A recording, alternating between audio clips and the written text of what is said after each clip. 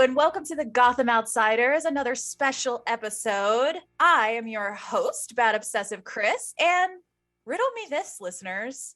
What has Buffy merch, a Gotham Outsiders game losing streak, and Chick-fil-A crumbs all over? TJ! I feel called out. Oh my gosh. Hi, everyone. I'm your Chris proclaimed Batman acolyte. You've now learned about my Chick-fil-A addiction, which is very bad. This can't be the first time it's come up. I don't think so.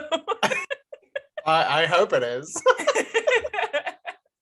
But we have smeared on so much black eyeliner and we're waiting on the rooftop for our ally to show. So let's turn on the bat signal. And arriving on the rooftop with us is award-winning poet and bat-cademic assistant professor Stephen Leyva. I'm so happy to be here with you all again on the best Batman podcast on the internet. It is a pleasure and a joy, to be your Lucius Fox for a minute. You can always be our Lucius Fox.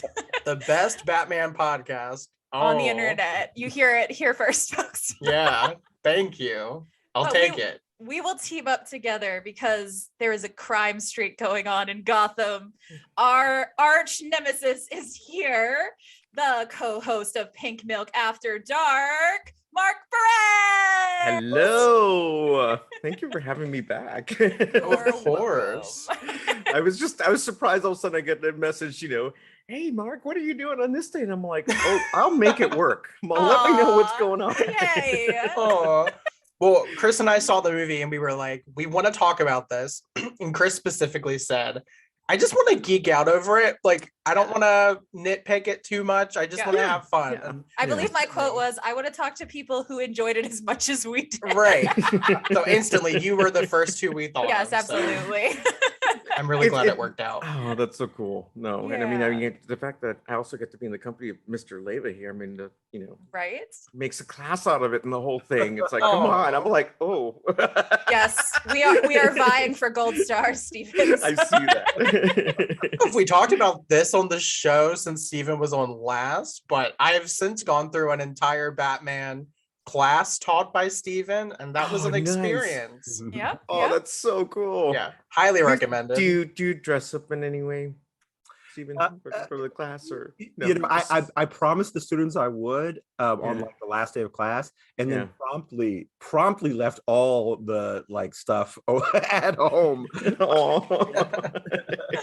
I think I just showed them some pictures of me from a Batman conference at Bowling Green State University. Oh, where that's cool. Where I was a bit more because they were just giving away bat glasses and bandanas and stuff like that. Yeah. I was like, oh yeah, I'll take all of that. I would never be able to pull anything like that off because if I tried, because I'm short, I'd look like Batman walking in. So there's that. Okay, but a Batmite costume would be amazing, though. Right? Yeah. Do it. Did you all see the movie in the theaters? We saw it in IMAX. That's right. The night it opened up with that Wednesday anyway, right? Because I didn't think that there would be any tickets left. I decided last minute. Yeah. And then I saw the opportunity. I'm like, okay, I'm going to do this. Yeah. Because I wanted to go with my partner, but he was like, just go ahead and watch it. There's a lot going on. I know you really want to go do this. Aww. And then he actually got me the ticket. He goes, you're going. Good. That's it sweet. worked out really cool. And I had a great time, honestly. So. Yeah. I've seen it 3 times, partially by choice, partially by people almost just 10 hours of saying, your life. I know. Everyone just kept being like, oh, I want to go. Do you want to go? And I was like, well, I can't say no. No, TJ, specifically, you wrote me and said, when you go, I want to be there. What are you talking about? Yeah. Mm-hmm. But we saw it together in person, which is such a rare thing these days. So cool. Well, our very first episode of this podcast was talking about the trailer for this movie, and we had a bat date that we had to keep. Yes, so we did. We did it. We thought it was going to be so much sooner than it was when we made that episode.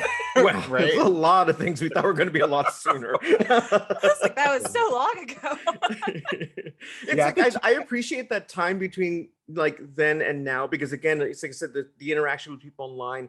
I was also able to podcast a lot more, right? Absolutely. But then when you think about it, that there are things that you had to put off, and now here we are 2 years later, it's a lot to process. You're like, oh, I Right. haven't seen some of these people in forever, right? And Mhm. in person, it's strange. Yeah. I was One. I was thinking about TJ because I think TJ got like the commemorative popcorn Yes. thing, like Yes. like all of the Oh, things, people were like, fighting documented. over that. It was Yeah. bad. Yeah. But I went with a colleague from the University of Baltimore, Kyle Meikle, Dr. Meikle, who's been on the podcast. We love Meikle. Yeah. Before. And, you know, we got in there and we're like, I hope we're making a good decision. Hope we're not being, you know, irresponsible, you know, going in person. And it was like, great, you know, we're fine. Everybody was masked. And then somebody proceeded to cough through the entire film behind us. And we're like, oh my God, oh my God, oh my God, oh my God. Thankfully, both of us were fine. Nothing Yeah, but still, it. oh. No, y'all are The not fear. coughing behind me while I'm trying to watch this film. Oh Yeah, could you just not die right now, please? It's like- Yeah. no. The stakes were heightened. I was like, I'm risking it all. I'm risking it all for Batman. yeah. Oh my gosh. I'm here for the idea of Stephen Yu and Kyle Meikle just being bros. Yeah. I ship it in a bromance way. I'm here for it. You can tell Kyle that too. Yes. We love him. Yeah, he'll be here for it. Oh, yes. Where do we even start? It's so amazing. Should we just talk about like Start at the general very beginning. general feelings about the movie? Yeah, I guess so. What everyone think. Let's start Yeah, with the very like big walking out broad. of the theater. Like, what did you think? You know, I was struck by how much there was a almost unequivocal sense of how much fun I had just had. Yeah. Like, I mean, not to make it all like serious, but I was like, even if I was searching for something to be like, this felt a little off. This was like pinging something, you know, I didn't have any of that. I was almost, I was returned, you know, very much to something almost childlike. I was like, I had a blast. I had a blast watching that. I mean, and it was only in reflection did I realize how a bunch of other things were coming together to give me that sense. But just the like boilerplate right off the dome, like feeling, I just turned to my, you know, to Dr. Meikle and I was like, man, that was a whole lot of fun. You know, so that for me was my initial impression. I was like, you know, definitely could say people should go watch this film. It is that much fun. Indeed. Yeah. Indeed. And like, I just want to follow up with everyone after the movie came out. Well, not everyone. Some people on Twitter were like, this movie was just so dark and no jokes. And I'm like, it was so much fun and had jokey moments. Yeah. No. Like, no. you had to be covering your eyes to miss TJ them. and I Yeah. laughed like crazy through this movie. Like it was genuinely maybe the first funny Batman movies other than Lego Batman. Oh, there you go. Yeah. I know for a fact for me, I knew halfway into the movie, I stopped to like kind of collect myself and see where I was in the moment. And I'm like, I've been smiling like a fool for a while now. Right. And that's what I knew. I was like, you walked out and it just felt so, even though there was that dark element, right? It just felt so different, organic. And like, I felt like I had been transported into this world. This was Batman, but it was a new vision. And I didn't think they'd be able to pull that off because we've seen so many iterations, right? There's so many different like ways it's been reborn. And I'm like, here we go again. But then I'm like, okay, this is exactly what this needed, right? This is where the way Batman should go at this point, because I feel that like it took a lot of all those elements and made this own new thing that we can take forward. And I love it, you know, and give me the fun again. If you want to go colorful, whatever, that can be its own thing. But now we have this. And I think it just speaks to so many different people that really love Batman. And I don't know, it's a vision that I'm really thankful for. I agree. Yeah, we were walking out of the theater and TJ was like, okay, where do you think it ranks for you? I mean, maybe you need to think about it a little more. And I was like, I don't need to think about it. It's number one. It's one. And he's like, you just saw it. And I was like, I knew that 20 minutes in. Like literally the movie wasn't over and I went, all right, it's already like literally the rest of the movie could suck. It's already been better than everything I've seen before. I'm just very attached to the Dark Knight movies, specifically the last one. Just I tried to explain this before, where like I like a movie that makes me feel something. So like I'm very attached to the last Dark Knight movie. But to compare it to this movie is unfair because that is the ending and this is a beginning. So like the fact that this is already at the top for me is a big deal, I think. Yeah. I mean, we're so lucky to be able to have all these different Batmans to go to. I mean, ever since I was a agree. kid, there's always been something, right? And I grew up, and the next part of my life, here's a new Batman. I was like, am I gonna like this? Oh, I love this. Keep going forward, keep going forward. Good with the bad, but it's still all there. Yeah. And I agree. I have fun with the Nolan movies. I feel like I've changed my feelings on them even since the show started after I revisited them. But the Nolan movies are also dark, but they're somehow so much darker than this movie. And I've been thinking about why. I think the Nolan movies are a dark, gritty Batman made by someone who doesn't have a hopeful vision. And this movie is a dark, gritty Batman with somebody who has hope for the future. Yeah, I agree with that very much. And I think that, that was one of the conversations I was having with myself, is how this film was making me reassess how I felt about the Nolan films. Right? And, and some of it is, I had to like tip my hat to the balance of good performances in the Batman. I mean, so like, if you just spread your hands like an octopus, and we're touching the different performances, all of them are kind of giving you really good things that blend well together. John Turturro, did anybody recognize Colin Firth? Like, it's like, like all of those things really bounce well.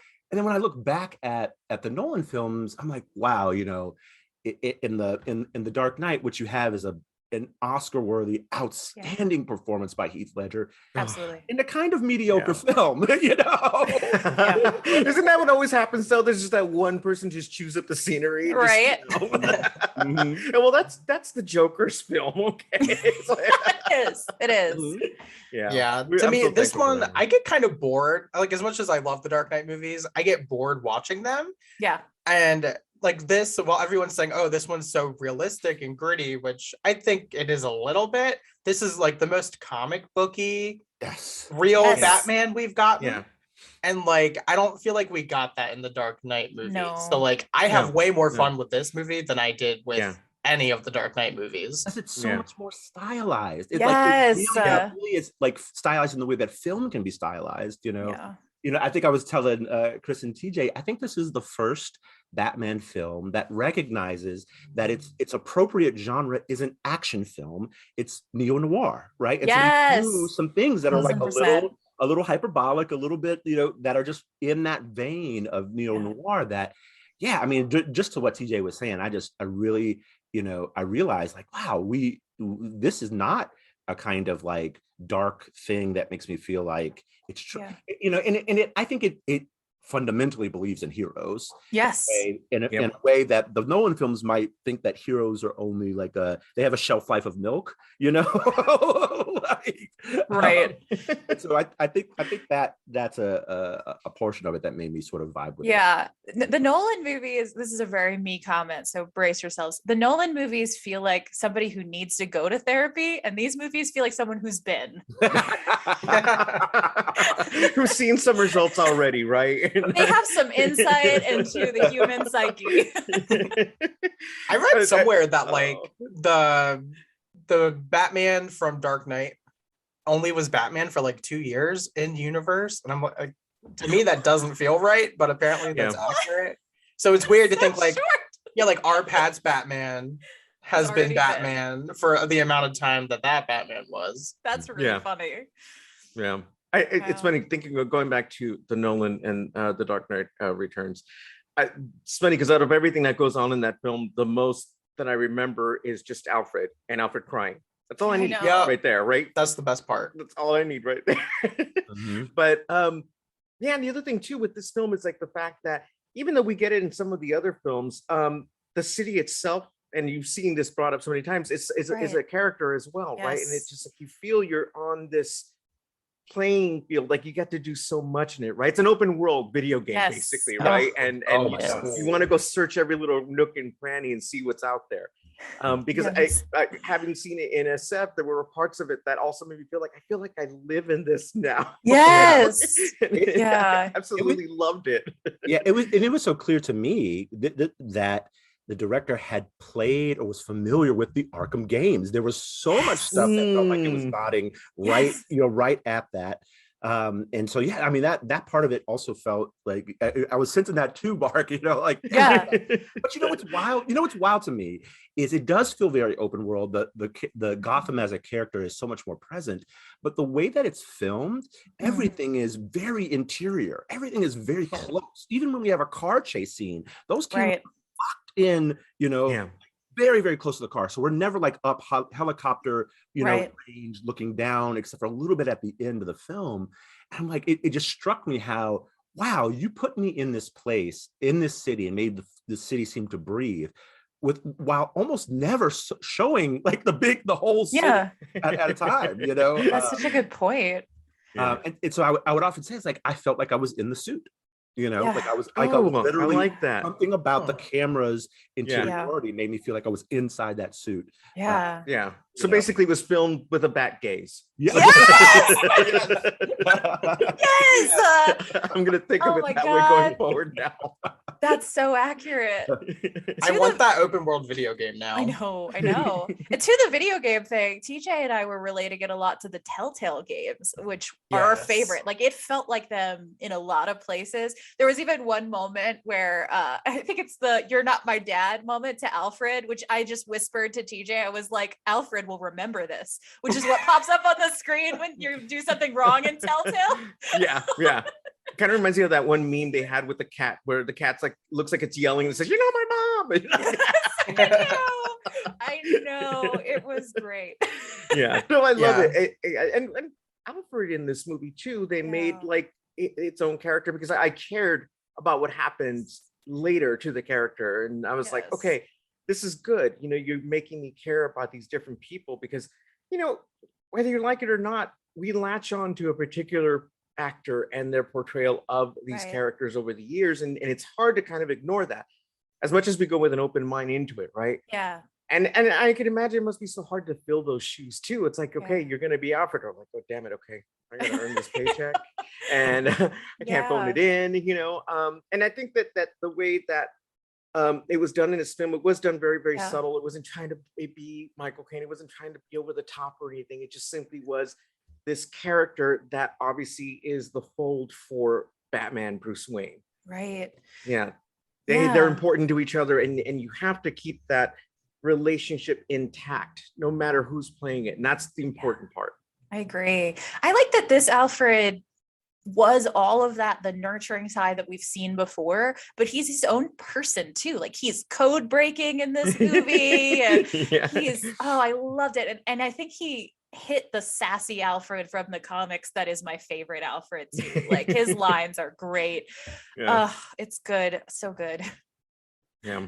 I know we're here to geek out and appreciate the film, but one of my biggest criticisms or complaints, which is being very generous because I really don't have anything I can complain about in this movie, the lack of Alfred. Like, I get that it's very Bruce centered, but I felt like at least on my first viewing, I felt like I needed one more scene between them before he got attacked to really cement the relationship. But by my third viewing, I'm like, okay, the point of the attack was to bring them back together. And I get it, but I can't defend not having Alfred in the film after the hospital scene.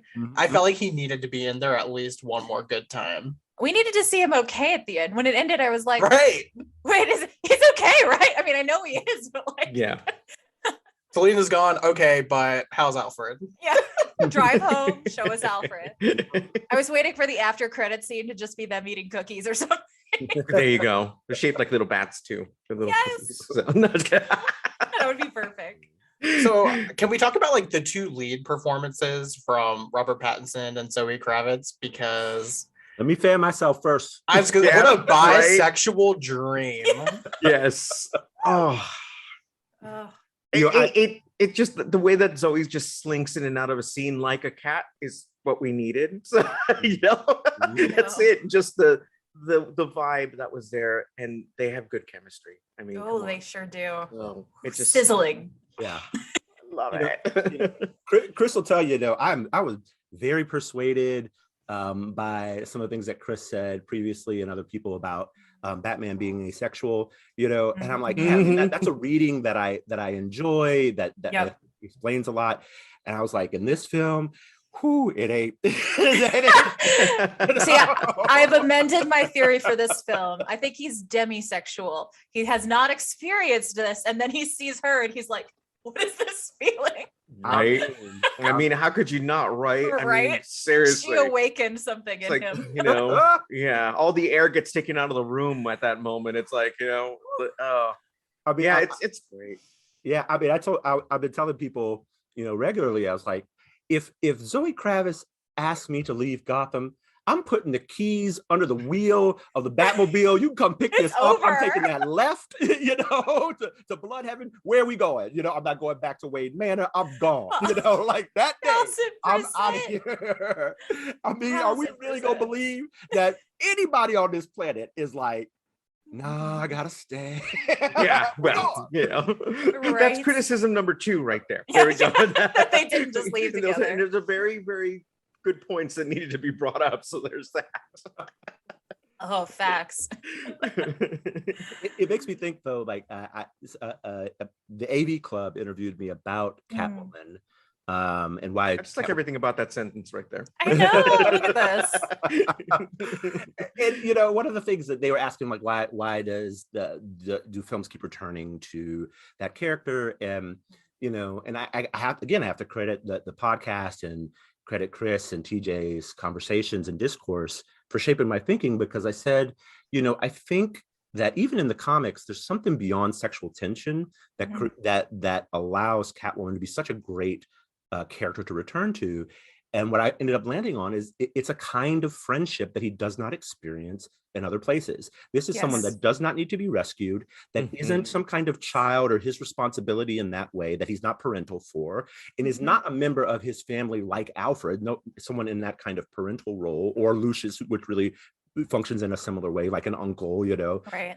Which, you know, there's some implications there, but like, you know, that particular relationship allows a kind of friendship, a kind of peer that, you know, is, I think, in some ways more important than the sexual tension, right? Like, a kind of admiration that, you know, in this film, you really see it, because there's no sex scene, right? No. There's a lot of longing, you know, but you could, I think, accurately argue what they arrive at is a kind of friendship, you know? You know, and that, you know, that I think is really important, because I think that's what keeps Batman from being monstrous, you know, or fascist, you know, if you want to, you know, it's someone who is not connected to his mission in a direct way, and that gives him a different kind of humanity, right? You know, so I just really love that part. I really loved, even though of course you want to be like, make it happen, you know? I know, right? She is the neutral chaotic to his vengeance cosplay. So that's Now let me ask you this: do you think Zoe Kravitz is the best Catwoman we've gotten? Yes. You know, I think she synthesizes Eartha Kitt. And, that's true. Newmar, right? And even Michelle Pfeiffer and Hathaway. I think a lot of those performances are informing, you know, her Catwoman. So, you know, but she's standing on the shoulders of those performances. Yes, right. Important. Which, you know, there's something, you know, we probably didn't intend to talk about, but, you know, knowing that both her parents, that, you know, the actors, both parents are biracial, right? You know, she's literally, as a person, synthesizing a bunch of ethnicities and different religions and different like ways of, you know, the melting pot of America. So that it sort of makes sense that energy is there, and her kind of pulling from a lot of those different performances. So that, I mean, there's something there that I think is really kind of fantastic. But also, I don't know if you all know the film Closer that Natalie Portman is in. I laughed and said, like, every wig in this film is like from Closer. Exactly. We're talking about Natalie Portman because she gets to wear a lot of wigs because she's performing in the film, and I mean in more ways than one. Love it. I love it. I asked this Catwoman question somewhere else, and everyone I was with was like, yes, like she's the best. And I was like, hold up, we have not had a bad Catwoman performance. Like I agree. Single one of them I love, and like Yeah. Like I like them all, and I mean Yeah. it's really hard for me to say that she's better than any Yeah. of them. But as I completely agree with Steven, Mhm. and I think she has the best arc out of any of them, like the best writing, the best storyline. Yeah. So, I totally understand though when people are just impulse. Yes, she's the best. Like I Yeah. get it. No, I feel like she's the best, but I also feel like she had the chance to be the best. So, Right. she's given the Oh. most to do, the most to Yeah. say, the most non-sexist writing. Yeah. Yeah. So Mhm. it's hard to know how good the other performances would have been if they had been given this script, to be fair. Like, I'm a defender of Anne Hathaway as Catwoman. I think she's better than I people liked give her her. credit for, I you did know? too. Her. But she Yeah. had nothing to do with that movie. Yeah, What yeah. she did really well. But I don't think she had much to do. So it's Mhm. hard. Yeah, to bring a character like that in and not do much with him is a disservice to to everybody who's played that part, right? Yes. Because they're important. It's like, well, why even bring them in? Because Yeah. if you can take that character out and it wouldn't change much, then you should just left them out as much as Yes. you wanted to have them in it. Yes. Yeah. This coming 1000%. from a big Star Wars fan, right?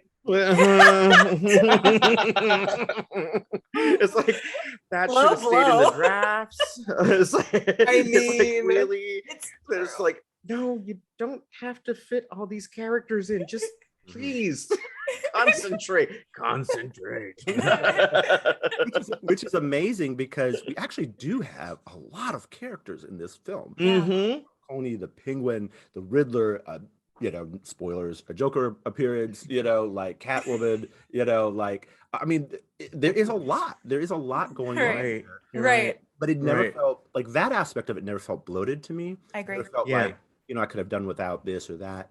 So that, I mean, a testament. I think they really kind of understood something Yeah. about those things blend. I have to agree with that because like I didn't even think about it that way. It's done in such a way where you don't feel overwhelmed. Yeah. Because I mean, I may love Batman Returns, but they really did sell it on the bat, the cat, the penguin. Mhm, This is mhm. what you're getting. This is what we're throwing into the Right. pot. We're making this stew. Have a bite, and if you're kind of overwhelmed from the beginning, it can be a lot to take in, right? Again, sometimes being conservative in how many people you put into a certain thing can be great, but if you know how to put all these ingredients in and make a good finished product, you're good to go. Yeah. So credit to the people behind the scenes that were able to make this happen. Yeah. I think that speaks too to how I felt about the runtime, because I know loads of people complain that it's like Yeah. a 3-hour movie. And usually I'm one of those people, right? Even though I like the extended Lord of the Rings, I would never watch them in the theater. Right? But I literally got to the end and I was like, oh, it's over? Like, that's Yeah. the first 3-hour movie I've ever felt that about. It totally took me off guard that it had already passed by the time Yeah. it was done. Yeah. And like I was like, oh well, I would have trimmed like 30 minutes, but then I started thinking about it and I'm like, Yeah, where? well, yeah, what would I cut? And I'm like, I guess the Joker cameo, but Yeah, that's we about agree. it. Yeah. Yeah, we agree that wasn't necessary, but Yeah. Did you folks see the deleted scene, by the way? Did you I get a haven't chance watched to it. watch it? No. I did. watched it actually just before this, and I'm glad they left it out. It's great, but I also feel like I forgot what's the name of the actor, Barry I was just pronounced his Keegan? last name. Something Keegan, like that. let's just say that, yeah. It felt very Heath Ledger like to me, so I'm kind of glad they just left it alone. The makeup and everything looked Yeah. great, what they were doing, but clearly it's one of those things that it's kind of left better on the floor because whatever Yeah. they do with it in the next film, we don't need to be like, oh, we're getting the Joker next. No, it Mhm. just simply is this character's here because they're always around. They're one of the many people that Yes. live within this city, this story.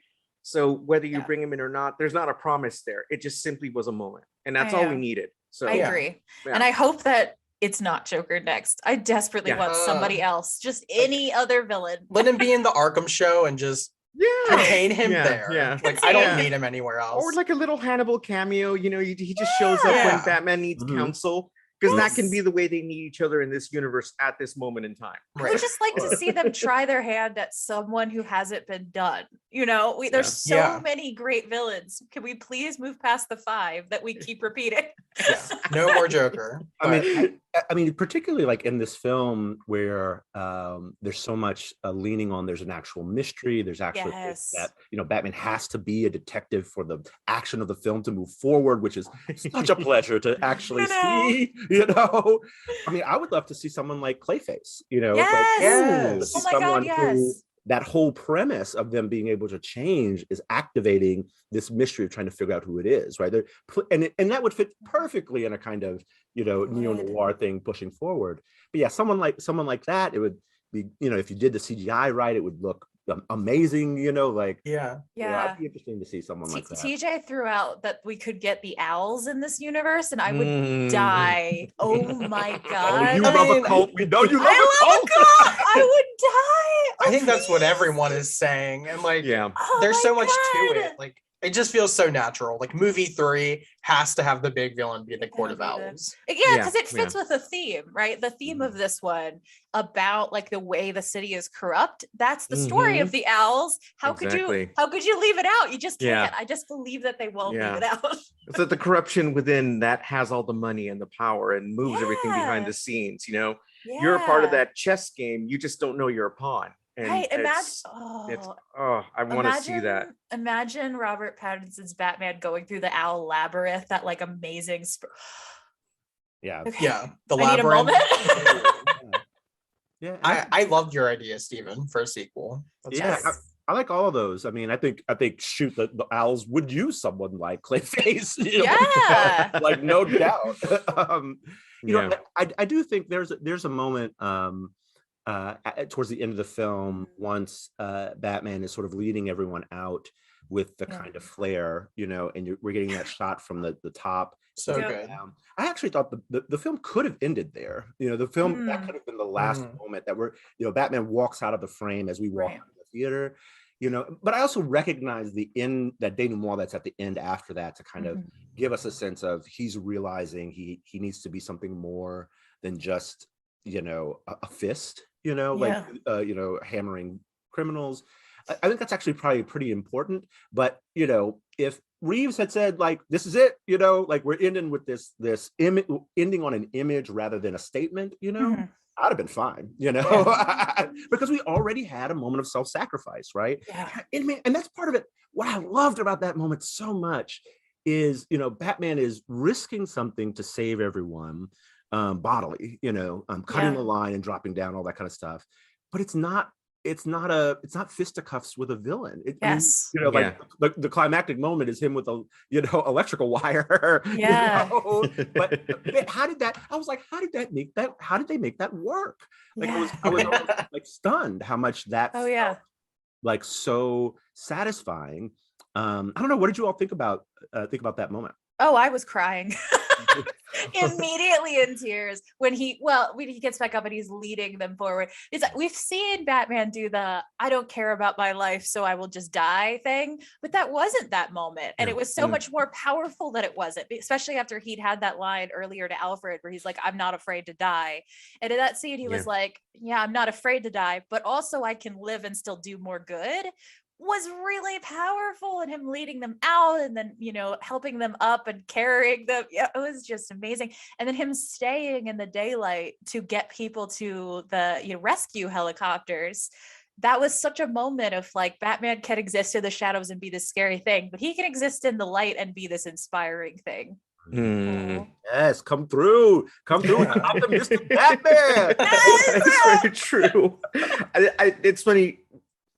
Have you folks have talked about this, obviously, the fact that we have Batman who was vengeance then become this beacon of hope, right? But not in like a cheesy sort of way, but it's in such a way where we've seen his journey go from like, he's been driven by the fact that his parents have been killed. Then he finds out what was going on the whole time. He could have easily been, I'm not doing this anymore. This is, whatever, let's walk away. The city can just destroy itself. There's nothing I can do to help, right? But he turns it around, comes back, sacrifices himself. It becomes this other thing altogether. Right. And it's a lot that I didn't think I'd get to see in this film. I agree. Really, the fact that those earlier instances informed this Batman that we see going forward Right. is very important, and what made it different for me and obviously everyone else. Yeah. And I want more of that. I want them to continue doing that. Yes. Me too.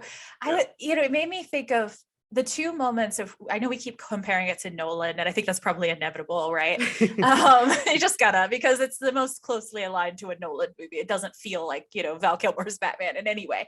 As much as I love Val Kilmer's Batman, I know, right? No complaints. But thinking about those two moments, him falling into the water and then getting up and leading people out, compared to the moment in Dark Knight Returns where he's climbing out of the hole. And I was thinking about, because that's the moment in that movie that made me really emotional, right? Where his back is broken, he fights his way back out of the darkness. Mhm. This was so much stronger, and I had to think about why. And that was a personal victory. Mhm. Nobody saw that. It meant nothing to anyone but him. Yeah. This was a collective victory, because if we're going to say Gotham is the character in this movie, which it is, that was a victory for Gotham, not for Bruce Wayne. Mhm. Yeah, Yeah. I agree with that so much. I mean, referencing that moment in The Dark Knight Rises is important because, he climbs out of that hole and leaves all the people who are trapped there. Yeah! Still there. Goodbye! Like they're, I like, made it. like, See y'all, ya. y'all deserve to be here, but me, I'm out. Fuck y'all. Yeah. Yeah. Yeah, Yeah, you're this absolutely moment- right. That is a personal victory versus a kind of collective victory. And nobody knows that happens after it happens. It's just us and him. Yeah. Yeah. This one worked for me. I mean, too, obviously. I think it worked for everyone, but I didn't. So in the moment when he's like jumping onto the wire, I'm like, they're really playing this like a sacrificial moment, but like, he's not going to die, obviously. Like, this would not kill him. And then seeing it 3 times now, I'm like, okay, like to me, I read it as like, it wasn't thinking he was going to die, and it wasn't trying to convince me he was going to die, but the sacrifice is that he is continuously sacrificing himself for this city. Like, we just saw him take a shotgun to the chest, and now we have him doing this. And to me, the impact was more everyone being like, oh my God, like this man will do anything for this city, no matter what happens to him. And to me, that's almost means more than like if they had tried to play up, oh, he's gonna die. Like that would have felt a little bit too easy. So to me, this feels like, oh, like he will continuously sacrifice himself, even if he's not going to die. And that's almost more impactful than like, oh, I'll make the ultimate sacrifice and then be done, because he will never be done. And I think that's really, really, really good. Because dying is easy and living is harder. Exactly. Yes, that was a Hamilton reference. Yeah, Okay? right.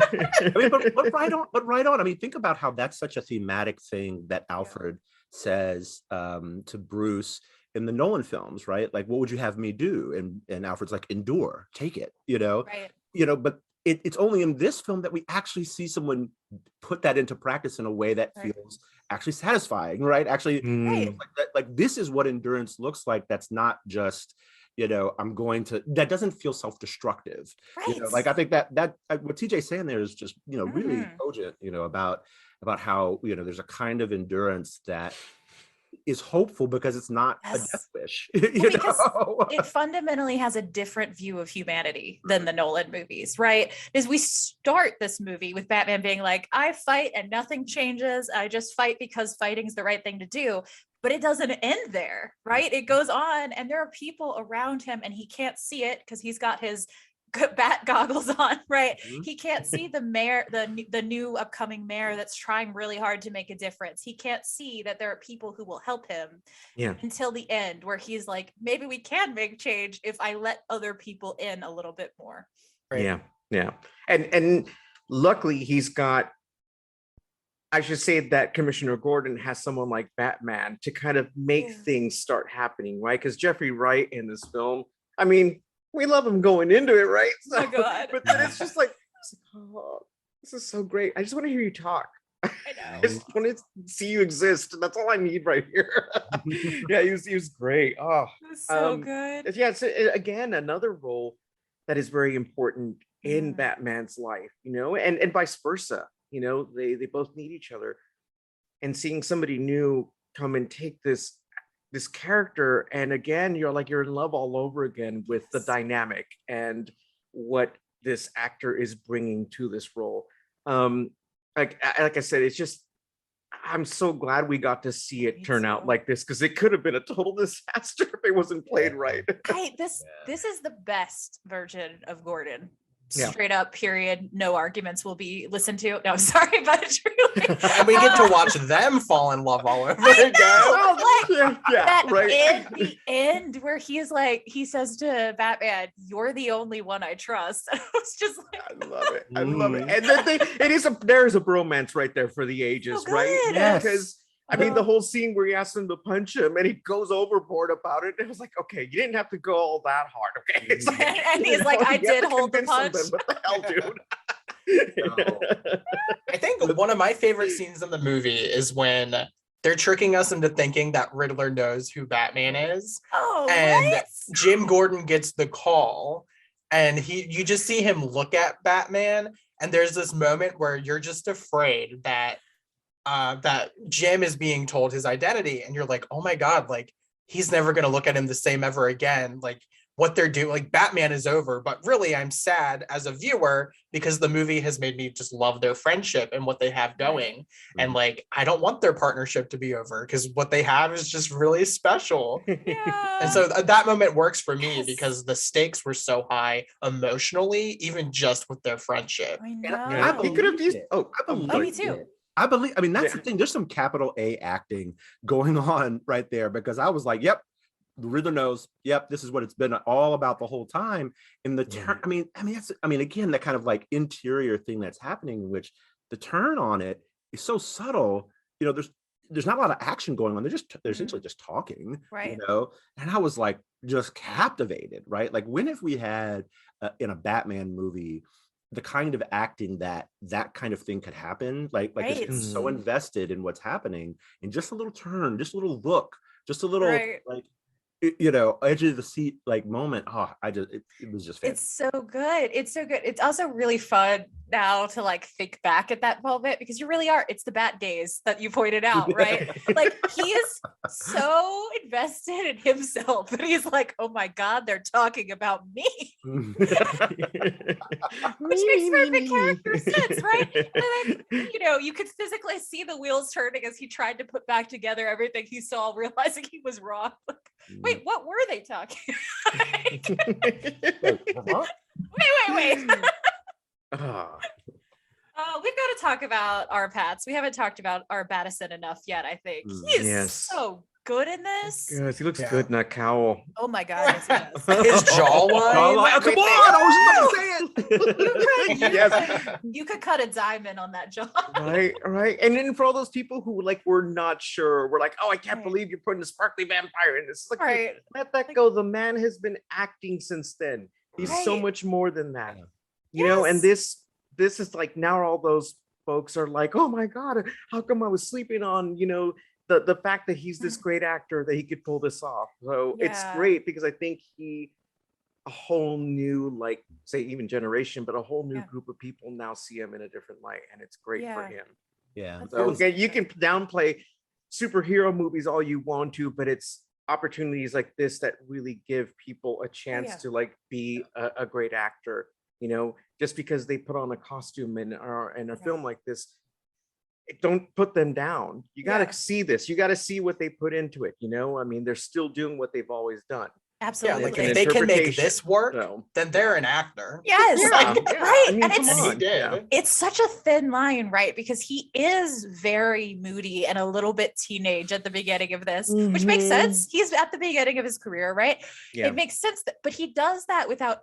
I rolled my eyes at him like twice, but it felt like the movie knew I was going to. It didn't Mhm. like it was intentional, right? That "you're not my dad" moment. I was like, oh my God. Oh, I wanted to hit him. But Yeah. the movie also, and even Alfred is sitting there like, yeah, okay.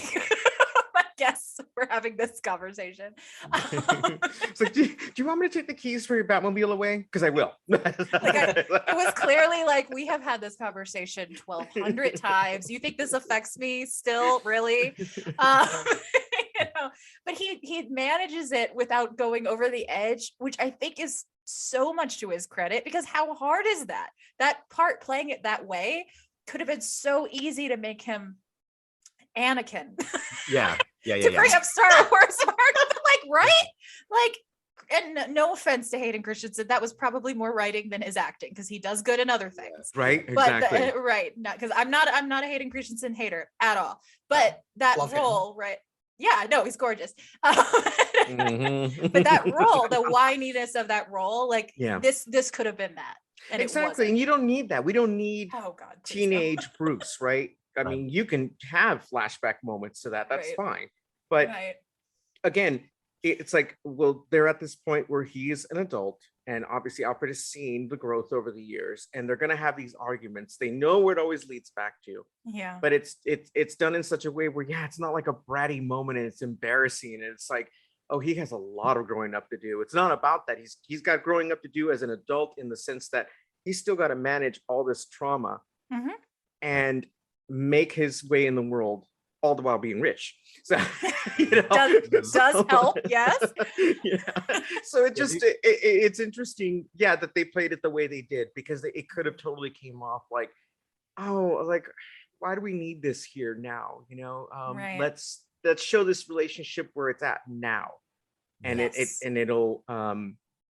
it'll definitely speak to what's come before, and not have anything more to say except for this moment right now. And anyway, I'm going on and on. but No, you know no, what no. I I agree with everything you said. mean. Yeah, and they do the film does some really smart things that kind of lifts that performance up. Like, I mean, having Bruce and Batman show up at the club in a kind of mirrored shot, you know, like Yes. Mhm. it just highlights all the kind of contrasting and the kind of subtlety in Robert Pattinson's performance that, you know, you could let it just wash over you, but that was that thing that happens at the end. I'm just like, wow, you know, it felt so textured, Yeah. right? Without feeling over the top. It felt like it was like firmly in the pocket of the genre, you know. Mhm. I mean, this is your, you know, tortured, if it's Western, you know, gunslinging person who's just, but this is also like the, you know, a detective in a labyrinthine city, Right. you know? Like, I mean, all of that felt really like spot on in the performance. And,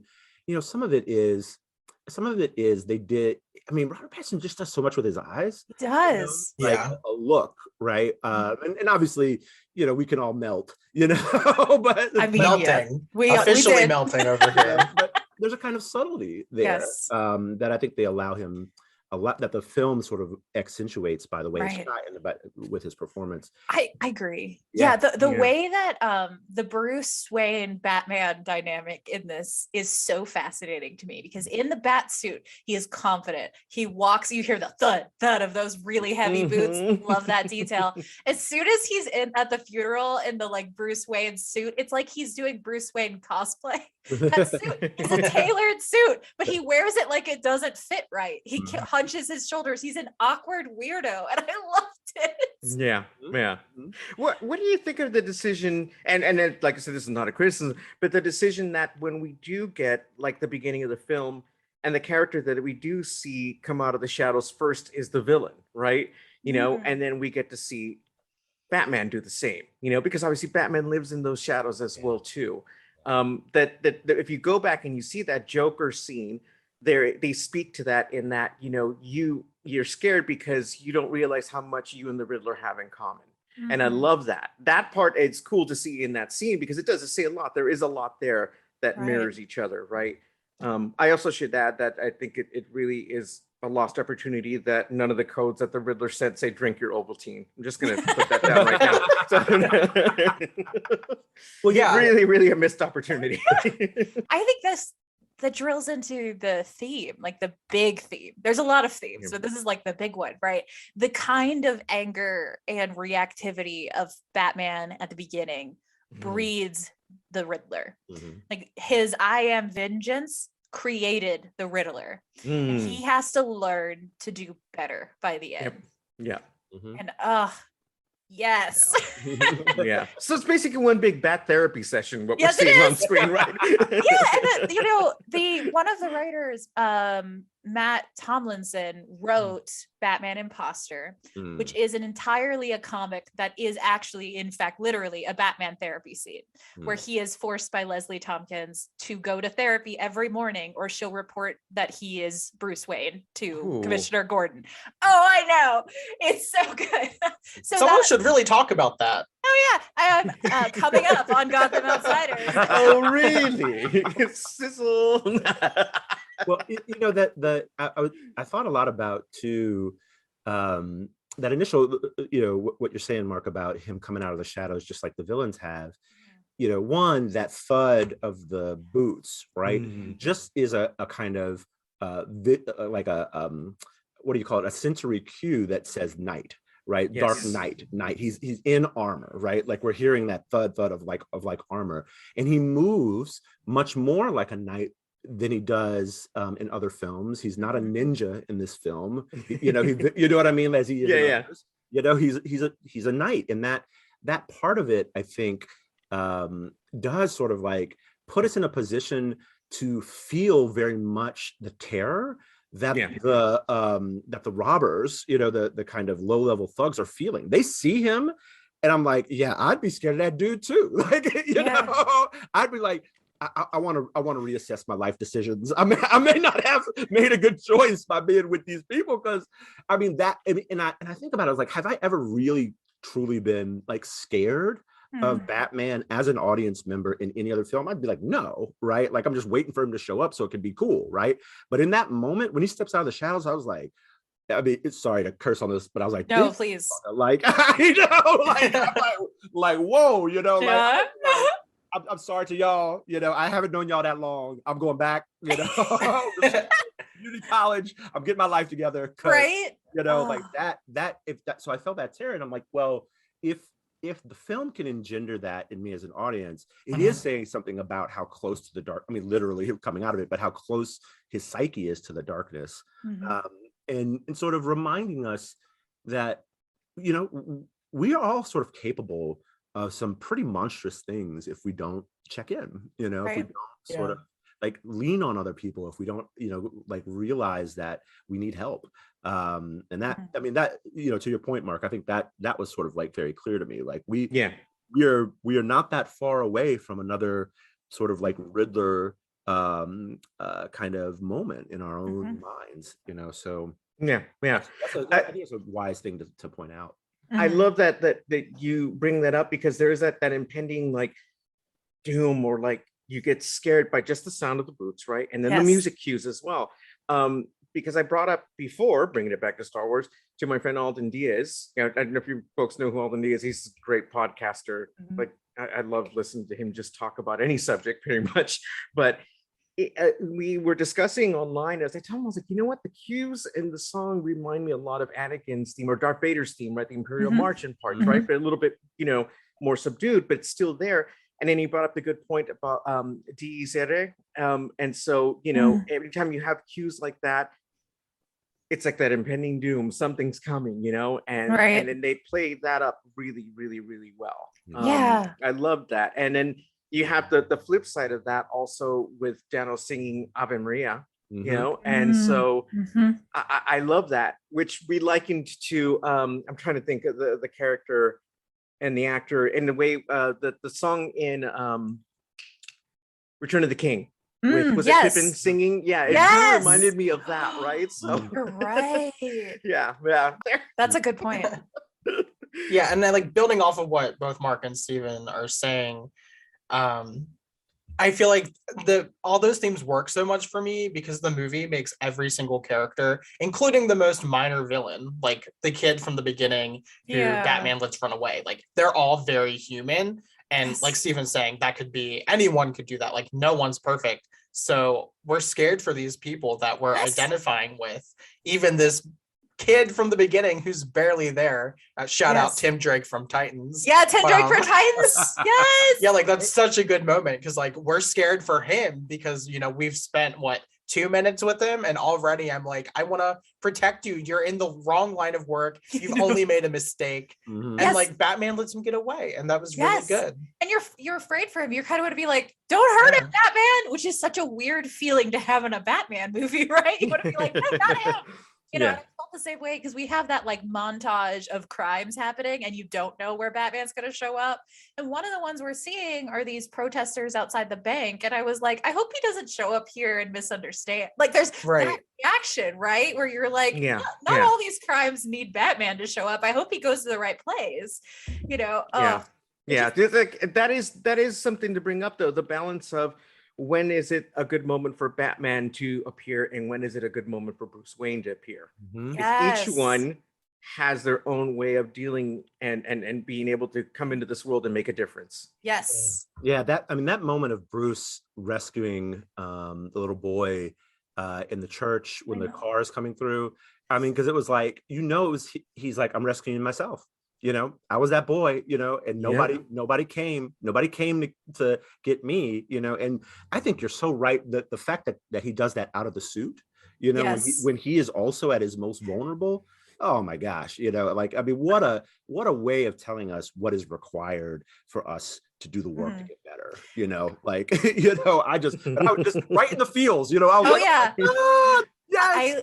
I love that arc with that kid. It was the most Batman thing that has ever been in a Batman movie because I kept looking at TJ and I was like, he's gonna adopt that child. You specifically said, Alfred, call the Alfred, guy. call the guy. He is, and then TJ is like, that kid has a mom, and I was like, irrelevant. So did Tim Drake. Yeah, I mean, I really, there's so much to the soundtrack that we were just talking about is fire. Mhm. I really love even Catwoman has her arc about trying to do something for a friend. There's a A lot friend, of, yeah. Steven, a friend. Friend. Well, Steven. yes. She called her baby how many She times? called her. That was not her friend. That was her girlfriend. Right? That was- That's yeah, what I was that was- like, what's going on? here? Bisexual Catwoman representation. I love it. For sure, absolutely. That was beautiful. Like no Yeah. question. Yeah. And so I just love that the whole sort of, I mean, just coming back to the whole spirit of Yes. these are people who are actually like capable of loving other people, Yeah. but something about the way that they've done the aesthetics of Bruce Wayne reminded me so much of Brandon Lee in The Crow. Like, Yes. Oh. Yes. his Yes. eyes Yes. are painted. I was like, I'm watching that like mise en scène. I'm watching that kind of Oh, I love that world, Yes. and so a lot of that. I mean, hasn't been a lot of talk about the influence of that, but I like that's where I would like want to go back and look at how much that he is like drawing on The Crow. As a Mhm. film. I love that. I hadn't thought about that. And then, of course, this film, a lot of the elements that I saw reminded me of Seven and Zodiac films. Yes. I love Zodiac. Oh my God. I watch it at least once a year. But it's those elements in here where you do get all these things within the film. Like you said, the noir element, the detective in the middle of all this. But then you got that real sense of like, it's scary. These folks will hurt you. These villains will hurt you. And these people behind the scenes with all the money, the gangster, everything will hurt Yeah. you. But it's in a very real way in that we can understand it, right? It's not going to be some super villain destroying the world. It's going to be on the ground floor level. You're going to feel it. It's going to affect the world around you. And I think that's where that the real fear of what you feel can happen within this film Right. works. And it's throughout the whole film. It's done so well. It's set up so well. Yeah. And I think that the Riddler, if we like land on this for a little while, because the Riddler was really impressive performance and writing as well in this movie. Somebody pointed out to me after I'd watched it that this movie is not gory, and I had to go, oh, you're right, because it had never occurred to me that we see him do so much, but we don't see him do it. It's just the menace of it that is so strong that we don't Much more powerful. We don't need to see the rat eat through the guy's face. Like, we know it could happen, and that is enough. The saw of it all. Yeah. I mean, hey now, I'm a Saw defender, but no, I agree completely. Not seeing it is almost scarier. Yes, it doesn't need to be Saw. This is not Saw, right? Yeah. You know, but it can have all the terror without having all the visual of Saw. Yeah, right on. I mean, so we get a kind of Hitchcockian move there, right? About how we, you know, are kind of turning away or what it's suggested. You know, we're very much in that kind of, you know, Scott McCloud, if you kill somebody between panels, you kill them forever, you know? Yes. kind of thing, you know? Yeah, so, I mean, I totally agree. But you know what? I actually think that is part of the optimism of the film. I agree. Right? Because we're not sitting there in the seat waiting for a jump scare, you know, or waiting for like, you know, like we're not sort of made or given a kind of buffet of cynicism. Yes. Like, gonna revel in the grotesque, you know, even when Batman is fighting, I'm almost never worried that he's somehow going to do that, you know, like in every like action thing where someone's like getting hit and they start hit, and you're like, stop. You know, we almost never get that, right? So, gosh, how did they balance even the violence, right? The violence, the gore, like all of that sort of thing. And still, to Mark's point, make the threat feel real. Yes. You know, that the threat felt real. It felt like I am, you know, in, like I said, invested in that those things might happen. And just think, you know, it's just wise filmmaking. Absolutely. Oh, absolutely. It is that hopefulness. It's also the hopefulness that exists in these are bad people being killed and we still feel bad about it. How hard and rare is that? Because, you know, there's that moment where even Bruce is like, I don't know, he kind of deserved it. And the movie's like, shame on you. Like that, you know, everyone around him is like, it does not matter what this guy did. And then you see his wife and his kid and you're like, oh yeah, no, was a person. This was a really bad person, but it was a person and that was wrong. Can we talk about the moment, Chris, I know you and I laughed at this in the theater. I know what you're going to say. Where I think it's Jim is saying something about one of the cops who got murdered, and Batman goes, well, he was a cop. He crossed a line. But there's a gap right there where it leaves the audience think Batman is saying he's a cop. He deserved it because he was a cop. Yeah. And anyway, it makes me laugh every time. TJ, Nick, and I in unison just went A cap. Right. That's what I was thinking in my head right now. It knew what it was doing. That's exactly what popped into my head. Anyway, had to mention that. I actually love the relationship between, or the way that the film, the relationship between the cops and Batman, and actually against the relationship between Batman and everyone else in the city. Yes. Like, I mean, because we don't have an origin story, there's no scattered pearls. Thank God. You know? I was so happy. You know, the assumption of the film is that the world and the people in the world of the film already know, right? So it's not like every time Batman shows up, people are perpetually astonished. Oh my God, there's Batman. Oh my God, a Batman exists. You know, like they know Batman exists in this world. So when he shows up, it's not bewilderment. It's like, oh shit, you know, kind of thing. And that, I think, actually then changes and reframes the relationship with the cops, because now they're not like having questions about does he exist or anything like that. It's like, how should we interact with him? How should we do these sorts of things? What does it mean for us? You know, there's a very much like poking at a certain kind of masculinity. Yes. Way, you know, that they feel threatened by Batman. You know, Batman's presence. Like, you think we can't do our jobs? We can't do our jobs? You know, like that kind of thing. It was like, well, y'all been messing it up.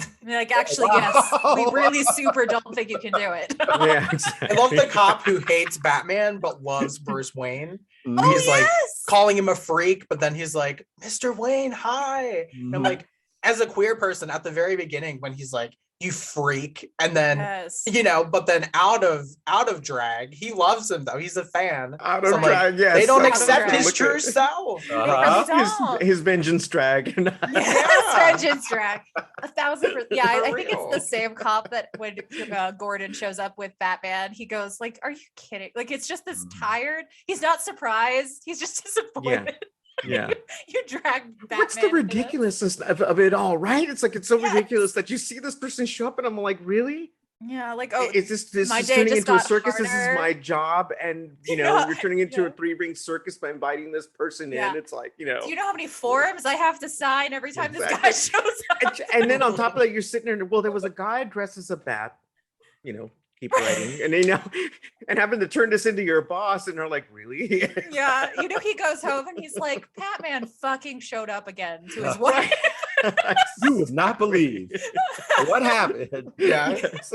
And she's not surprised. She's like, Batman. He's like, how did you know? Yeah, exactly. Right. And Yeah. notice she secretly thinks that Batman is hot, so she has to keep that hidden away from her hubby, But she Right. wants to hear more about him, even though he's just completely frustrated. The So- idea of Batman as annoying coworker is maybe my new favorite I love it. headcanon.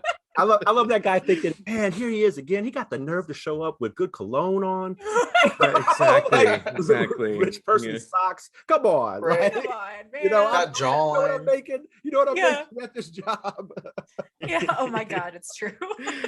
So I was talking with JJ over on, I believe, the Spider-Man Book Club, which is a new podcast that everyone should check out. Oh, sweet. Oh, Yeah, but we yeah, were talking yeah. about, I don't think this was on recording, but we were talking about the Batman movie, and he mentioned how it relates to Spider-Man Homecoming, and that, everyone knows Batman's already a thing. We skipped the origin. So like I think it owes a lot to that. Yeah. But he also made the point that while people complain about the Homecoming Tom Holland movies quite a bit for not being as Spider-Man-y as some comic fans want, they had the balls to do new villains that hadn't been adapted before. Yes. And that's kind of what I want to see from these movies going forward. Great. And that's what we too. got, right? We haven't had we had Jim Carrey's where this is so different. I forget that they're the same person. We really haven't seen it in this kind of a movie yet. So it is very different. So going off of that, so we've already talked a little bit about what we want from a sequel, Mhm. but like, do you guys have a pitch, like either for the next movie or just one in the future that you really want to see this version of Batman tackle, like a villain or a storyline? Mhm. Well, I think I'm hopeful that we're going to get a Robin again. Yes, Like, me Yes, too. I was waiting for someone to bring that up. Oh, yeah. And I would trust it. I would trust, this team, this director, to give us a very interesting story about Agree. that. Like I would be interested to see how the introduction of Robin in that world Yeah. complicates things, and gives different ways of Batman sort of thinking about himself, and so on and so forth, right? So Yeah. I would definitely like to see that. I mean, we haven't had a Robin in live action Batman, Since Chris O'Donnell. right. I time. mean, so Yeah. that I mean, Yeah. let's go. I agree. I agree, because then here's the thing. I think that would be good for Bruce, Yes, and I agree. it would also give him a little more insight into the relationship with him and Alfred, and it'll Yeah. appreciate it more. It's like, now I understand. Yes. I put you through hell. Well, and at the end of the movie, it's all about his legacy.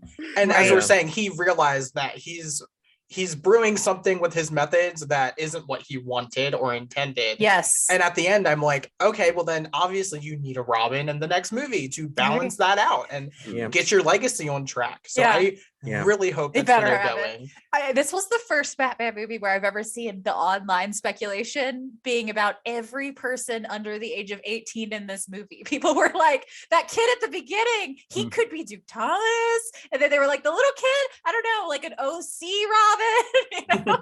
Everyone was like God. jumping on it. Like, it was so funny. And I don't think that the kid at the beginning is Duke Thomas, considering he is Tim Drake in the in the actual shows. He's probably not coming back, but I would love to see like maybe a Cass Kane or a Duke Thomas be the Robin in this movie, like this series. Yeah. And I want a kid, no older kid. than 15. I agree. Yeah, an actual child, please. Yeah.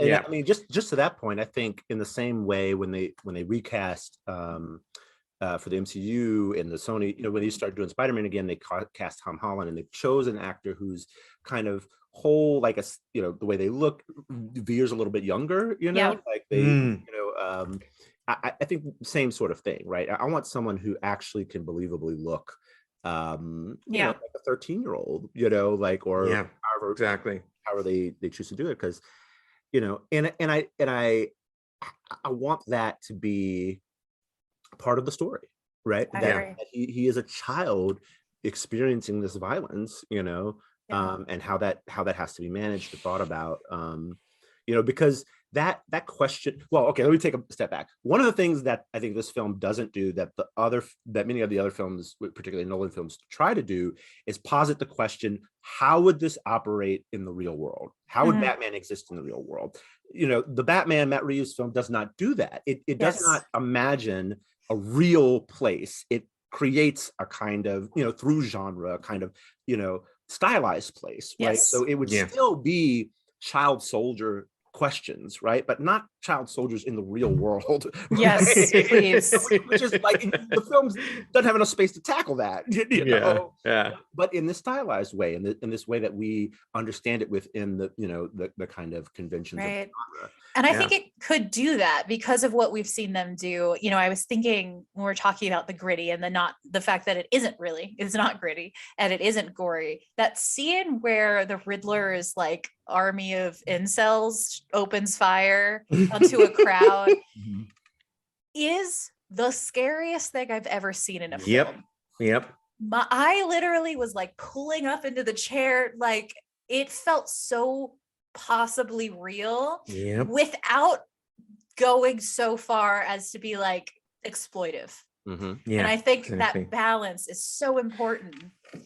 Yeah, the use of technology of connecting those kinds of people in the movie, it's too close to home. It is. And Scream addressed that a little bit too. And that how you can weaponize that feeling like you're such an outsider in society, that nobody wants you, or that just everything is against you, and using that for your own means is just so scary and so powerful, but in the wrong way that it's powerful. It's like you could use that for other means and do good instead, but we'll find a way to exploit that.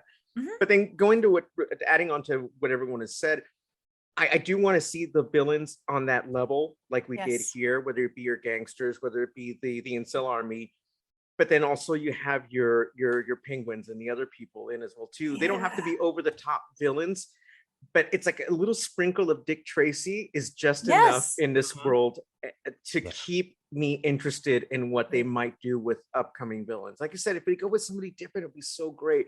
Like, give me something we haven't seen yet. Make me love a villain that I may not have paid much attention to. Because I think when I look back at a lot of other films that I absolutely love, is when I get introduced to something that I was really lukewarm about and I walk away loving it. Yes. And I want more of that. So. I agree. 1000%. Yeah, I'm here for the Robin. And there was a couple Hush Easter eggs in this one. So I'm like, realistically, I'm like, okay, I'm a Nicholas Hoult stan, and I've already ranted about this on Twitter and pitched my idea. But he was the runner-up for the Bruce Wayne role in the movie. So I'm like, make him Thomas Elliot. Like, make him, like they could be childhood best friends. He could really bring out that Bruce Wayne part of Bruce Wayne. And then, surprise, of course he's evil. And, tie in the Robin plot line to that, and I'm there. Well, the fact that the reporter that was killed because of his parents was an Elliot, like they have to be. Literally says "hush" on the screen. I was like, it has to be. He has to be one of the ones they're planning. It doesn't make sense otherwise. Sweet. Oh, give us Hush, give us Owls, give us Clayface. That's all I ask. I would, can we talk a little bit about how this film is using The Long Halloween? Yes, please. Yes. I was surprised at how well, and kind of to our point that we're just talking about, we could get a holiday, like easily, in the next film. But I was so surprised at how well what they drew from The Long Halloween, how they used it in a way that both like tipped its hat or gave us that fan service, but didn't feel like you needed to have some kind of esoteric knowledge of it in order to enjoy it. That is just really, really good at using source material to give us something that feels, I don't know, like fresh. I agree. Yeah. And I want to bring back up that deleted Joker scene that Mark was talking about. Like, it really had the vibe of Batman going to visit Calendar Man in The Long Halloween. Yes. It was, I mean, again, like Mark said, it was a good scene. I completely support the director in taking it out, because obviously there was a reason why, and it was a Yeah. 3-hour film. So like completely support him. But Yeah. I think it was a stronger scene than the Easter egg scene at the end of the film where Joker just pops up for a second. That really just felt like a tag scene for me. Like it should have been after the credits or something. Felt very misplaced. I feel like this deleted scene could have felt more natural to the film. Yeah, go check it out. Like Chris, I do want your Yes. opinion on Yeah, it. I'll watch it. I'll watch Tweet it. about it. Check it out. Tweet at me. I will. I you know, it's funny because I was starting to read the Long Halloween. I'll admit I hadn't read it before, so I'm only at the very, very beginning. But Stephen, you were saying how, you know, they took that source material and made it fresh, which is difficult also in the fact that the very beginning of that book is very well owes a lot to The Godfather. Oh, it's very Right. clearly- Oh, absolutely. It's almost Yeah. shot for shot. Right, panels from exactly. The Godfather. first panel, it's like, you know, Yeah. like I love Gotham City. It's like I love America. You know, it's like the whole thing. I mean, it just I was like, oh, this is where we're going. Okay, I'm in.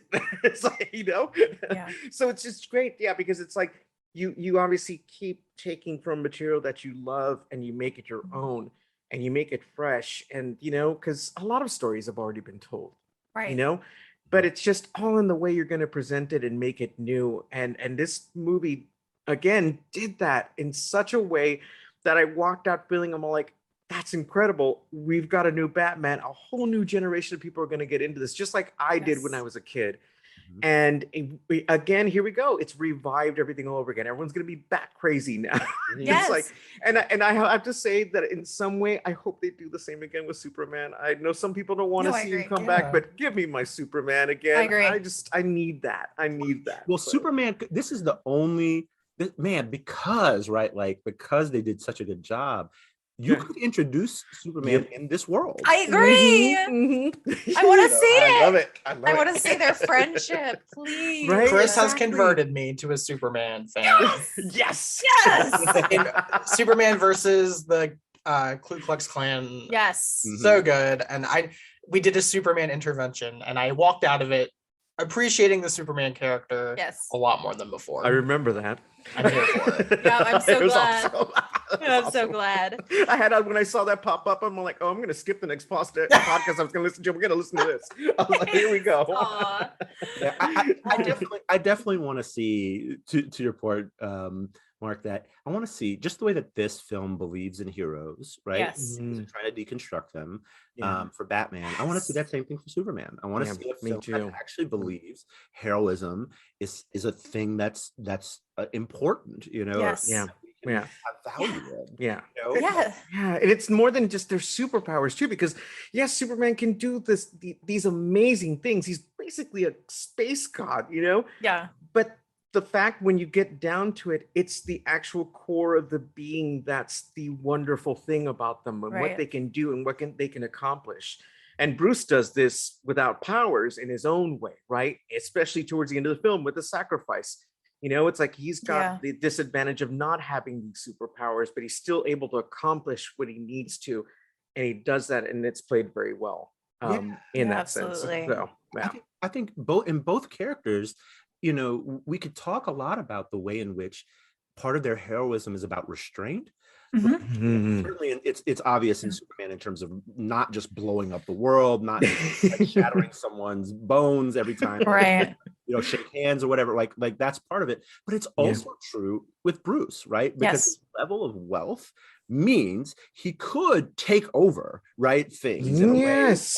that he chooses Yeah. not to, right? He chooses Yeah. to be close to the earth. He chooses to be like locally focused, right? In a way that he could become a Ra's al Ghul very quickly, Yeah. right? Because he's operating with that level of wealth, right? So Right. Yeah.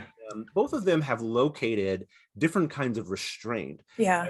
I mean, so what we're really talking about is power, right? How we share power, how we Yeah. use power, who do we use power for, right? Absolutely. Like all of those things. I think, man, you know, rather than being cynical about that, like show us a way in which people are wrestling with those things, right? Like, I mean, Yeah. Yeah. 1000%. I'm for that every day of the week. Yeah. And I think that speaks That's to interesting. Yeah, it speaks to as well the idea. So we kind of joke about when people do the why doesn't Batman just use his money to save the world? Like it's the most tired. And we've talked about It this is because philanthropy on parade is its own problem. It's Right, like, right. it just you're performative instead of actually Right. making it count.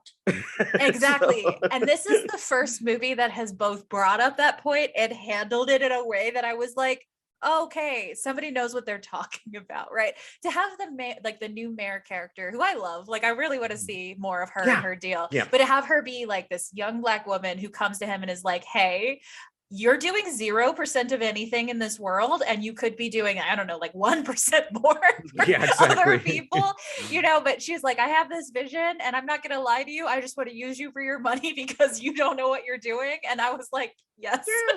Exactly, Yes. right?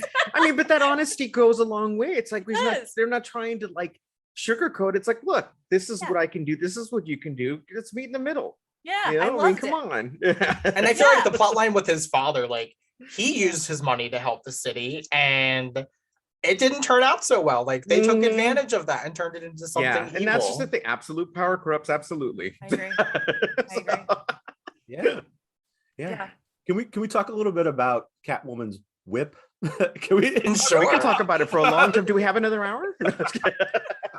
Let's do it. Yes, I've been reading lots of fan fiction involving the whip. Uh-huh. Oh, I'm sure there's an entire tag now for that. Right, There exactly. 100%. I mean, there are few. I think few. If you would have told me, right, that somehow the film was going to make work, basically a cut up ski mask and like a bike chain, as a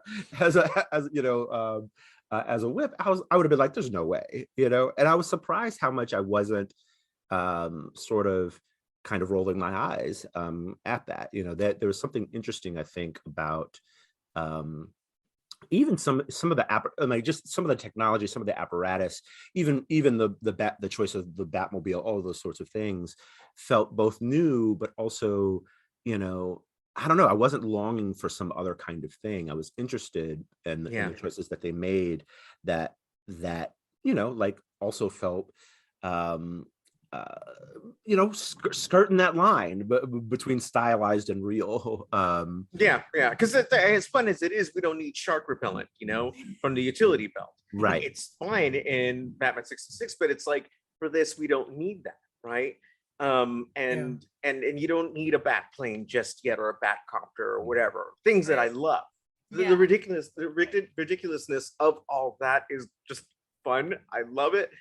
But yeah, if they are very modest in the way it's presented in this film, and you see his car, even though of course obviously there is going to be an abundance of all these things because of the money Bruce Wayne has. He can do so much, the technology, but in that sense, the technology was used for the detective side of this. I'm using this to be able to, sorry about the motorcycle in the background, that Batman's just going by right now. Yeah, I mean, that was right on. He's on his way to the right on next cue. mission, right? Yeah. That the fact that the technology is used to solve the crime and solve the riddle, obviously, I think that's super important. And if we do branch off into all these other things, I think they are going to introduce it in a way that's very, they're going to hold back a little bit, so it's not over the top, Yeah. even though we have our little over the top moment a little bit with like the flying squirrel scene. Oh my God. I also called it the flying squirrel scene. It is. It's like he turned into like Rocky the Flying Squirrel, but that's okay. It's okay. That was one of my other nitpicks where I was like, it was a little out of place. I've already subverted my belief, so just give him bat wings, because I don't Yeah, want I to, know. but Yeah. if they give him that in a sequel and it was just building up to that, Yeah. I'm here for it. But otherwise, I'm not here for the Yeah. flying squirrel. The only thing I can say that made it more kind of real to me is the fact that you could see, and I don't know all the ins and outs. Me and my military knowledge comes from reading G.I. Joe comic books. But the fact that you could see somebody in the military utilizing something like that makes it much more real, and it does live in this world in that right way. Yeah. Otherwise, yes, we'll adapt the technology, because even here's the thing, I would love it to be addressed in the next film with like Alfred saying, that's a little ridiculous, right? We can do this, It's like, Yeah. That would be funny. He's feeling himself a little bit, yeah. Can we Did talk you- about? Oh, go ahead. So did any of you think that in that moment where he's about to use that that Bruce was scared of heights. Yes, yes, You know? that was what I was getting ready to say. It was a leap of faith, whether you like it or love- not. It's like I love may that not- he is not yeah. perfect. Like he Yeah, is a yeah. mess at times. And that scene, especially, he runs up to the edge and he's like, oh, okay, Yeah. I'm going. Like it Mhm. wasn't an immediate. And then he runs into the bridge with his parachute. yeah, and it didn't That was have to good. be. It was a leap of faith in that it was very quick, and it wasn't like it led all up to that moment, right? It wasn't No. Miles and Spider-Verse that was such an incredible Yes. moment. Right. It was just this moment where like, okay, crap, it's time to use this. So, Mhm. all right, here we go. You know? Yeah, I wanted to test it out a few more times, but I guess we're using Here it. we go. It's like it's now or never. Mhm. It also felt there were a couple of shots in the film that seemed like they were either doing the reverse of something in a previous Batman film. So I think about, is this in Batman Begins? He's dropping down a staircase with Yes. like having Yeah. called actual bats, right? And so then we get the reverse of that using a grappling hook going up the staircase before he's going to jump off the building. Such a good shot. Yeah, there's a couple of times in there where there's some ways in which it felt like there were not retcons, but some kind of like almost like homages to. Oh yeah, like little callbacks. Yeah, I really enjoyed that quite a bit. Chris, what were you going to say? I thought you were about to jump to something. I was literally going to bring up the running into the bridge thing. So we were on the same wavelength. But to be, because I wanted to talk about how funny this movie is Mhm. and how delighted I am about how organically funny. I mean, there was that, him running into the bridge was hilarious. And in the moment of an action scene, without it, like, it doesn't take away from the action at all, but it was genuinely funny. There's also the thumb drive scene. I Yes.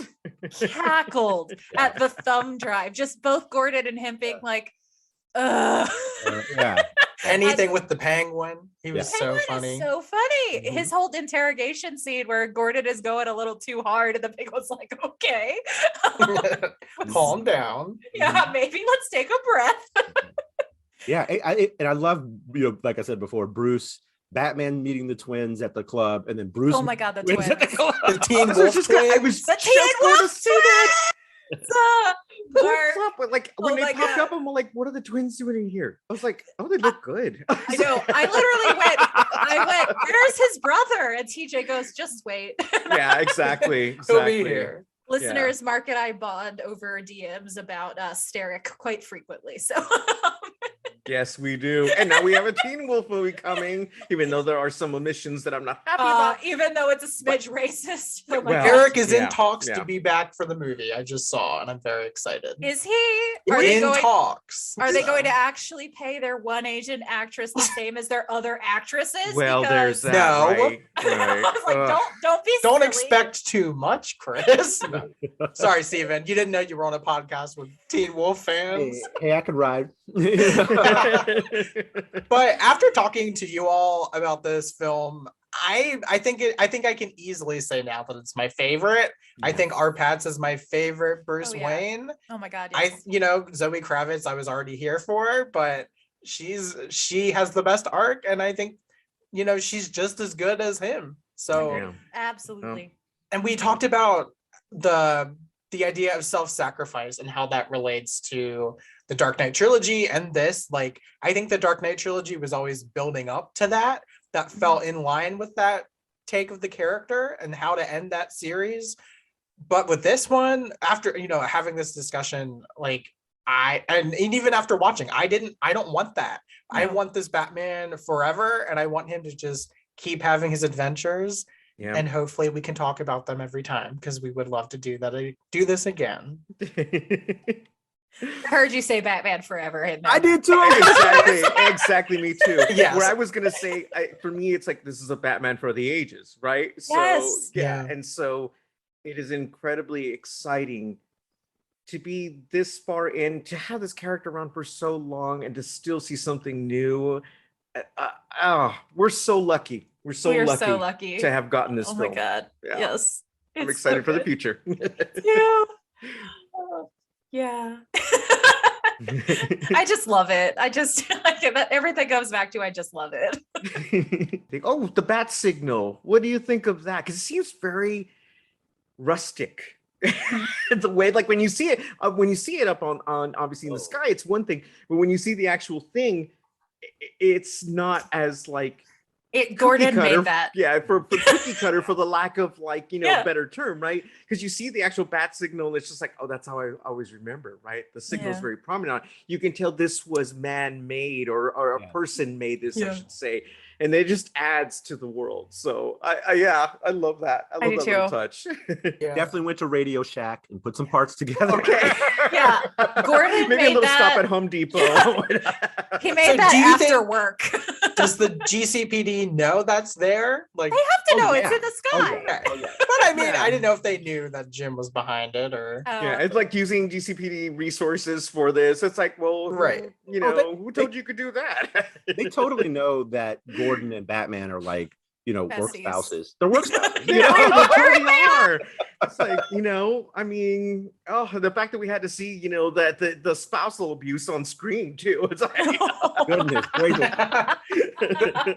But Oh. it brings up, Mark, you bring up a point that I've been thinking a lot about too, is that some of the like technology in the film reminds me so much of the way that The Incredibles does things, and that it has a retro-futuristic vibe. Yes, right? yes, I agree. We're never quite like, if you were to ask me like what year we're in, we're never quite sure, right? And so that's so much like the animated series. Right. I was like, oh man, they get it. They get it, right? Like some of the technology, like his computers, does not Yeah. seem like it's contemporary, and then some stuff is like way beyond what it ever would be now. Like, and so that kind of timelessness in it. I do love that.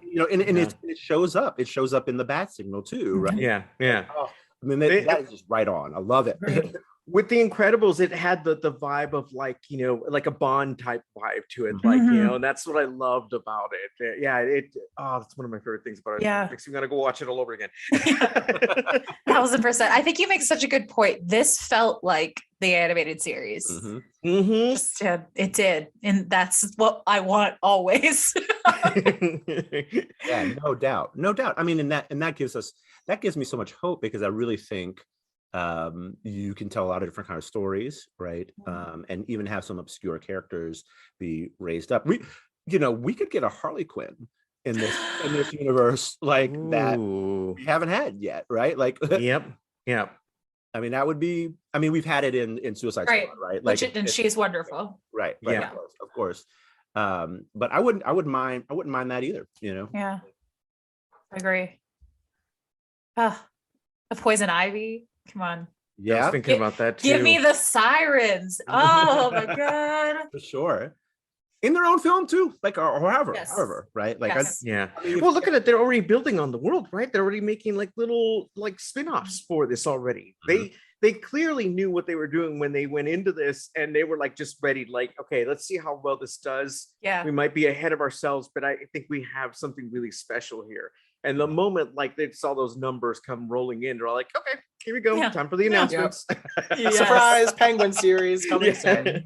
I mean, it's very much. I mean, I wouldn't be. I mean, at the risk of like making a bad prediction. I mean, this could be the MCU's Iron Man, right? Like, Yep. it's a mega hit, right? Like doing overperforming in so many ways, and then Okay. launching a whole different entry point into this world. And I'm really excited, because I mean, as much as I love the MCU, right? Mhm. I have been really hoping for some just better DC films. Just Okay. Yeah, me something- too. just something a little Yeah. better. Give me something because each time they make a mediocre film, then I know I'm like 5 films away from getting Jon Stewart. Like I'm never Yeah. gonna get. We're never gonna get Aw. there. Every time. Yeah. Every time we Yeah. bob. Yeah. Yeah. Characters aren't gonna get made. Yeah.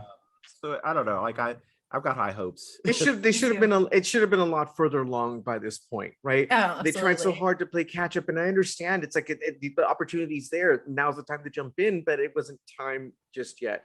Yeah. And like I love MCU and I love DC. I've grown up on both my whole life. I need that yin and that yang. It's like, Mhm. like Yes. people tell me like, oh, and he goes, which one do you like, Star Trek or Star Wars? Yes. Yeah. Yeah. Right.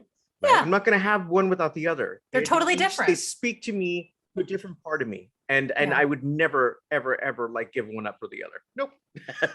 I agree. Yeah. And I would love to see like I mean, someone was saying this about Star Wars, watching a Star Wars video and saying like you could look at each of Lucas's films as a different genre of film, and they were kind of like taking us through that. You know, we have a kind of apocalyptic opera in the Revenge of the Sith. You have there's a classic adventure, child's fantasy in the Phantom Menace. Like it was just like bam, bam, bam. I was like, oh yeah, right. I would love to see that from what DC is doing with films and Warner Brothers from that. I mean, we could get a kind of classic space sci-fi adventure to do Martian Manhunter, but do it on Mars. Like just put that all on Mars, right? Yes. Like let us be in Mars with him, right? I mean, there's so many of those different kinds of films. I wish they would just lean into that stylized world. And we could have so much fun. That's all I want. I just want more fun. It's all there. There's so much to pick from. That's just it. And you can say if they do it right, as like before you know it, we'll be knee deep in DC characters we thought we'd never see on screen. Fingers crossed. Give me the question. Give me the question. The question. Yes.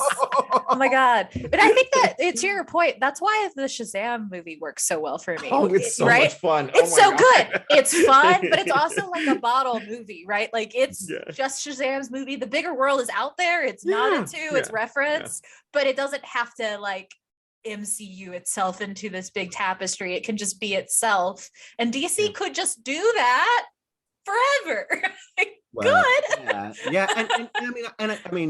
It's what's so wild is clearly Marvel sort of said, oh, you know what, we're going to take your model of Crisis on Infinite Earths, do it in the multiverse, and blend all the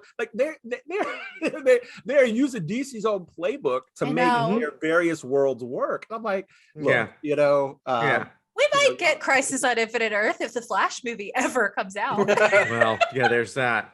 Is it even still Crisis? I don't even know. It's changed plot lines so many times. Yeah. And from what I understand with the MCU, them opening up the multiverse, I mean, the floodgates are open. Anything is possible now. Yes. But at some point, I heard that they are going to try to bring the Secret Wars storyline into all this, which I am so there for. I need me some Beyonder. I need me just everything that is possible in those stories. If they do go back to the original limited series, that would be fantastic. Although we already had the moment with the Hulk almost holding up a whole mountain, so unfortunately that would be like they would call back upon themselves, so maybe we won't see that. But it's just, I think about different moments of the Secret Wars is what made me such a big comic book geek when I was a kid, and I want to see those come to life. Yeah, it feels like we're in different eras of both DC and Marvel right now, and I'm so excited.